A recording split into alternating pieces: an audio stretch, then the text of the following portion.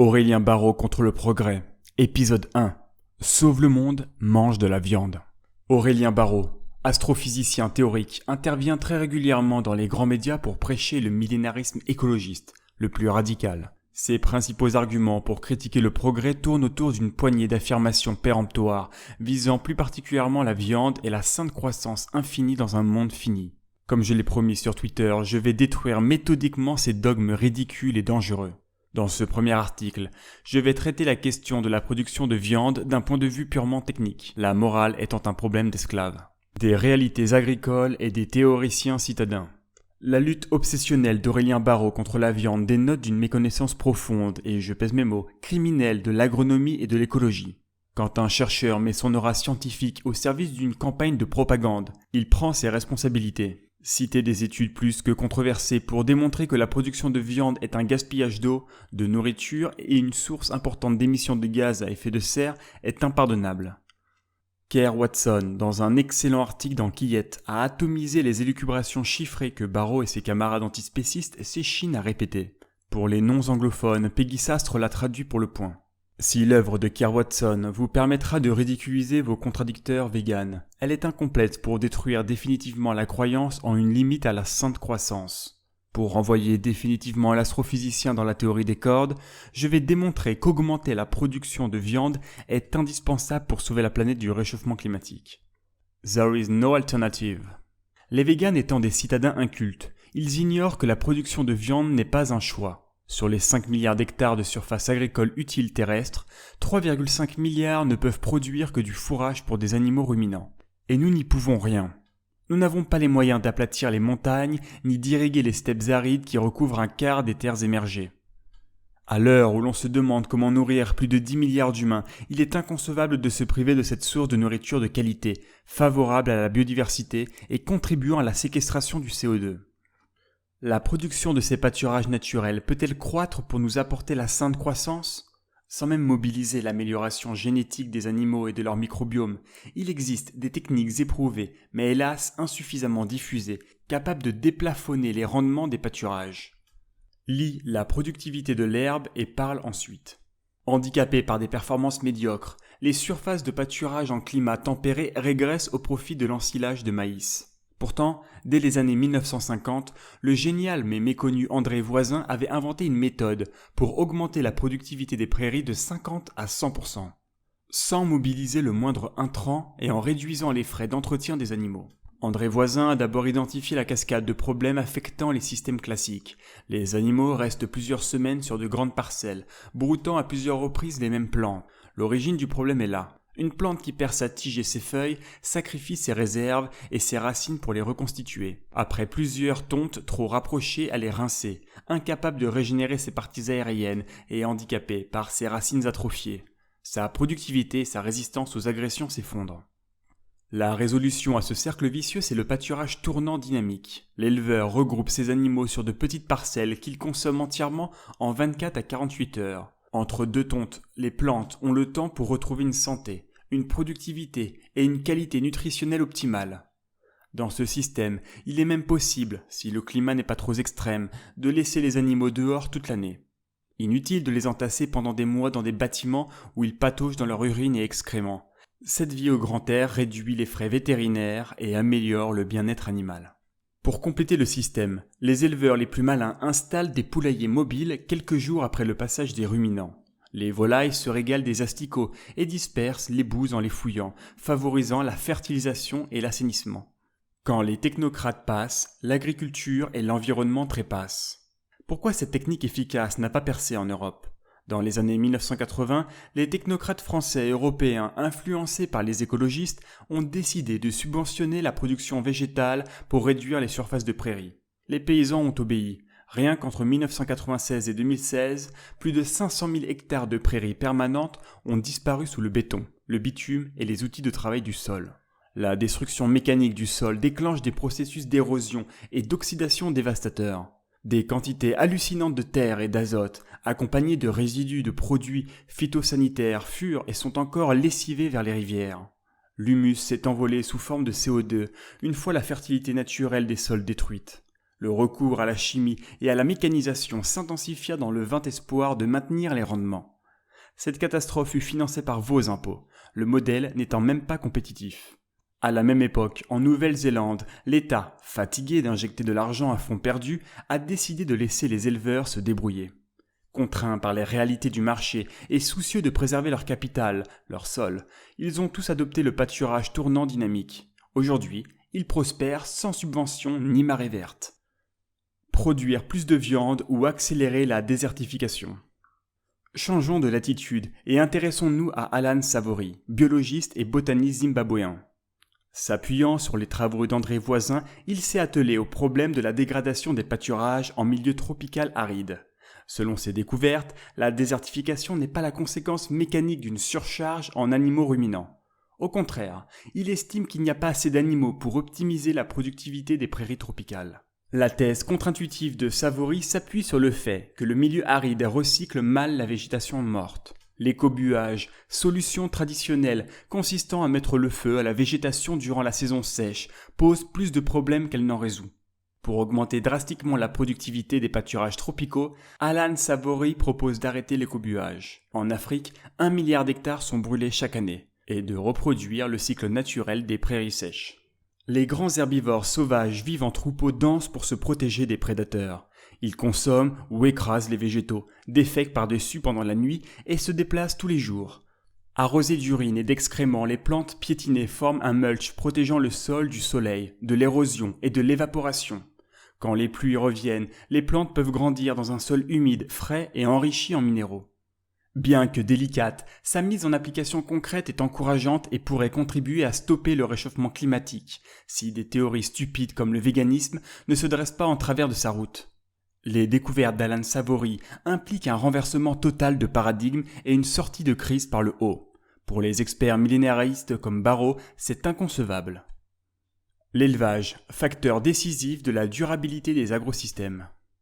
Intéressons-nous maintenant aux terres arables. Doit-on les recouvrir de soja jusqu'au dernier centimètre carré pour produire un maximum de tofu ?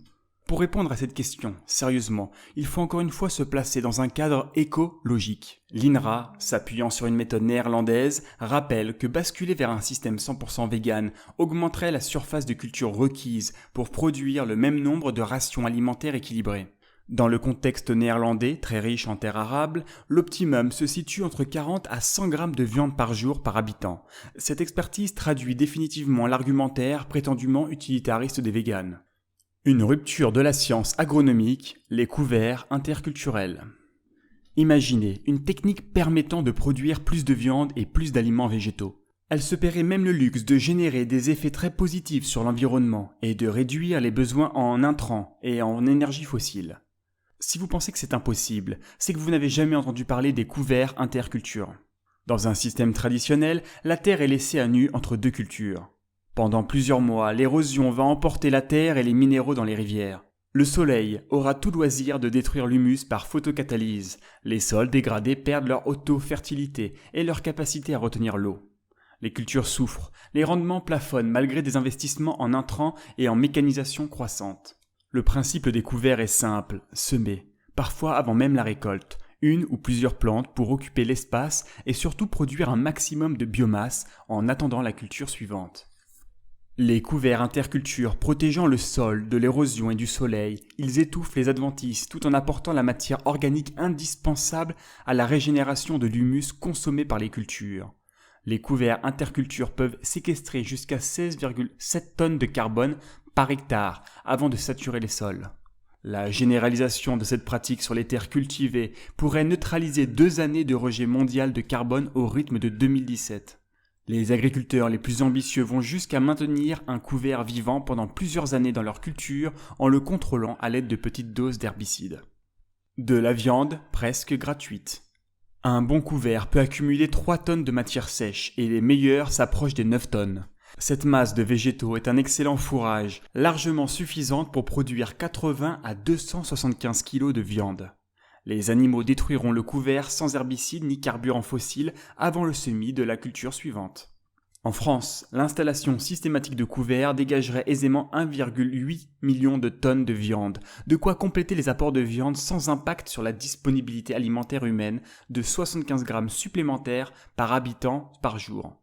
Sans même calculer l'apport des pâturages tournants dynamiques, l'agrosystème français est largement capable de fournir un steak quotidien de 100 grammes à tous ses habitants sans réduire d'une seule calorie la production alimentaire. Le véganisme handicape les agrosystèmes. Les rotations des cultures longues sont indispensables pour réduire la pression des maladies ravageuses et adventices. Certaines plantes cultivées étant uniquement consommables par des animaux, l'adoption d'un système vegan réduirait drastiquement les possibilités de rotation. Oubliez les économies d'intrants, l'artificialisation se paie toujours cash en engrais, pétrole et produits phytosanitaires. Un cas concret de réduction des intrants grâce aux animaux est une expérimentation de l'INRA de Dijon. Cette équipe a mis au point un assolement économique viable sans herbicides. Les écologistes se sont empressés d'en parler, mais en oubliant un détail. Ce système repose sur une rotation longue avec de la luzerne, une légumineuse fourragère pérenne capable d'étouffer la plupart des mauvaises herbes. Après quelques années de culture destinée à l'alimentation humaine, une prairie temporaire de luzerne est implantée pour 3 ans, excellent aliment pour les ruminants. La luzerne est totalement indigeste pour les humains, même véganes. Les plantes cultivées sont très loin d'exprimer leur plein potentiel. La dernière thématique que je souhaite aborder dans cette contre-expertise technique est la question des rendements des plantes. Certes, il existe des projets d'agriculture verticale et de la géo-ingénierie susceptibles d'augmenter les surfaces productives. Il est cependant plus prudent de raisonner uniquement à partir des technologies disponibles et déjà éprouvées. Le premier facteur de rendement qui vient à l'esprit est la génétique. Les méthodes modernes de sélection et de modification du génome assurent depuis plus d'un demi-siècle des gains de rendement réguliers, de 0,5 à 1 quinto par hectare et par an selon les cultures. Même l'agriculture biologique pulvérise les rendements du conventionnel de 1950. Les écologistes peuvent objecter que depuis 2 décennies, les rendements n'augmentent plus en Europe. Mais loin d'être une preuve des limites du progrès, cette stagnation s'explique par le refus des OGM. La stratégie écologiste, c'est le sabotage. Pour ces prêcheurs de l'apocalypse, il est vital d'interdire les technologies de rupture, OGM, nucléaire, nanotechnologie, avant qu'elles ne balaient leur prophétie. John Kampf, pionnier d'une seconde révolution verte. En complément de la génétique et de la régénération des sols, il existe d'autres voies d'amélioration des rendements. Une particulièrement intéressante est développée par John Kampf. D'après cet agronome américain, les progrès de l'agronomie sont bridés par une erreur de fond. Les experts considèrent que les interventions de l'agriculteur augmentent le rendement des cultures. C'est faux. L'agriculteur n'intervient que pour éviter de trop dégrader les rendements de ses cultures. Pour Kampf, les conditions de culture conventionnelles brident les plantes. Elles n'exploitent au mieux que 15 à 20% de leur capacité photosynthétique. Kampf, s'appuyant sur les données des sélectionneurs, estime le potentiel du maïs à 75 tonnes par hectare, à comparer aux 34 tonnes du record du monde et aux 10 tonnes de moyenne en France. Ne vous y trompez pas. Augmenter drastiquement les rendements n'est pas qu'un enjeu de disponibilité alimentaire. Plus de grains, c'est aussi plus de paille, de racines et d'exsudats racinaires qui retournent nourrir le sol. C'est un cercle vertueux. L'autofertilité et la séquestration du carbone progressent alors à chaque cycle de production. Il serait trop long de résumer ici l'ensemble des découvertes et des solutions concrètes proposées par Kampf.